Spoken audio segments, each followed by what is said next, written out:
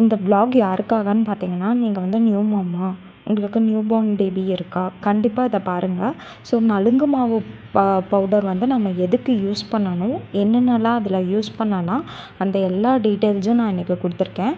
நீங்க வந்து நலுங்கு மாவ கடையில வாங்கிட்டுருக்கீங்களா? அதெல்லாம் தேவையே இல்ல. நீங்க நாட்டு மருந்து கடையில இந்த ஐட்டம்ஸ் எல்லாம் வாங்கி நாமளே வீட்லயே ஈஸியா ப்ரிப்பேர் பண்ணலாம்.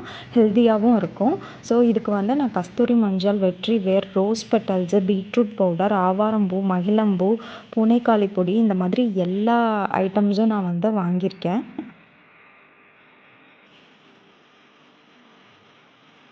அவங்களோட ஸ்கின் வந்து நல்லா கிளென்ஸ் ஆகும். இது வந்து ஒரு நல்ல ஸ்மெல் குடுக்கும் அவங்களுக்கு. ஸோ இதெல்லாம் யூஸ் பண்ணுறனால ஒரு சில குழந்தைங்களுக்கு கலர் சேஞ்ச் ஆகறக்கும் கொஞ்சம் சான்ஸ் இருக்கு.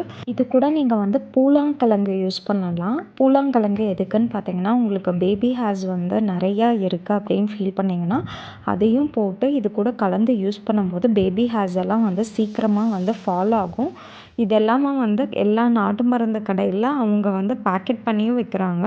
இல்ல நம்ம இதெல்லாம் வந்து எந்தெந்த பூவோ அதெல்லாம் வாங்கி வீட்டிலேயே காய வச்சு நம்ம கிரைண்ட் பண்ணி யூஸ் பண்ணலாம். ஸோ இதெல்லாம் நல்லா கலந்து விட்டுட்டு ஸ்ட்ரெயின் பண்ணிக்கோங்க. ஸோ அந்த ஃபைன் பவுடர் மட்டும் நம்மளுக்கு கிடைக்கும். ஸோ குழந்தைங்க ஸ்கின்னுக்கு வந்து இரிட்டேஷன் ஆகாது.